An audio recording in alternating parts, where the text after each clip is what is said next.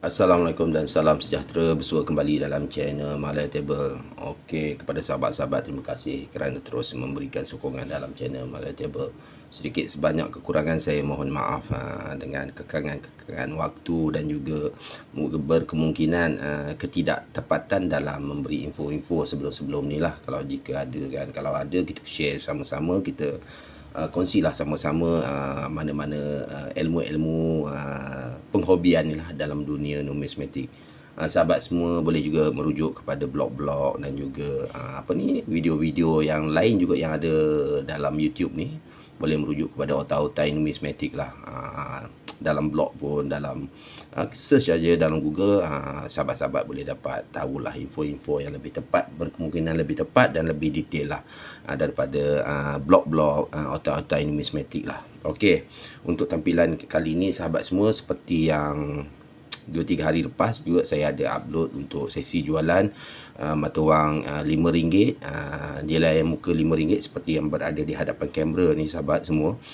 Siri yang ketujuh, tanda tangan oleh Tan Sri Ahmad Don. Nanti saya besarkan sikit. Okey ni. Tapi untuk kali ini saya bawakan siri yang ketujuh juga, cetakan yang kedua daripada Tan Sri Ahmad Don. Nilai muka RM5 yang telah dikeluarkan sekitar tahun 1995 hingga 1998. Jadi siri ketujuh ni dikeluarkan dalam singkatan masa dalam beberapa tahun saja sahabat semua. Okey, untuk tampilan kali ini sesi jualan juga seperti yang saya katakan tadi adalah untuk sesi jualan duit RM5, siri ketujuh, tanda tangan Tan Sri Ahmad Don, untuk cetakan yang agak sukar untuk didapati di pasaran.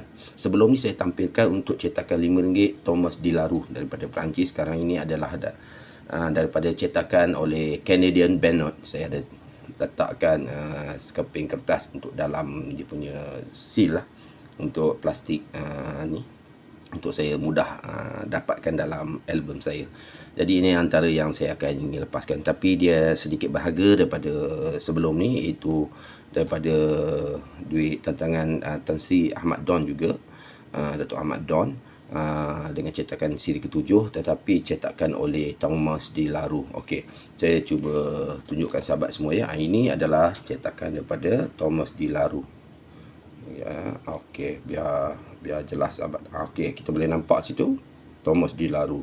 Manakala untuk yang ingin saya buat sesi jualan kali ini, untuk sesi jualan pada kali ini adalah Canadian Banknote. Okey, kita boleh tengok Okey sahabat. Okey, saya cuba besarkan sikit, cuba fokus sikit.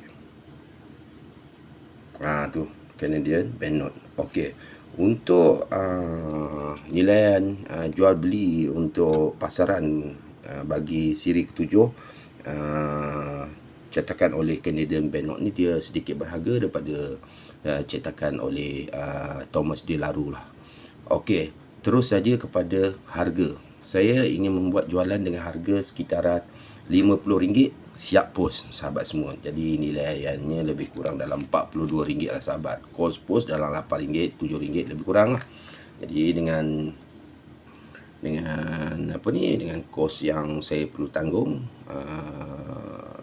kos pengepusan tu RM8, bermakna saya satukan sekali RM50 siap pos. Jadi bagi sahabat yang ingin memiliki duit ni, bolehlah berhubung dengan saya. Agak sukar untuk dapat Canadian Banknote sahabat semua. Itu sebab harga dia sedikit tinggi sahabat semua. Kepada sahabat-sahabat yang ingin memilikinya, bolehlah berhubung dengan saya melalui email saya yang saya letakkan di description. Kepada semua, itu saja untuk kali ini. Tampilan video kali ini adalah lebih kepada sesi jualan duit-duit yang saya ada. Okey, sekian dulu.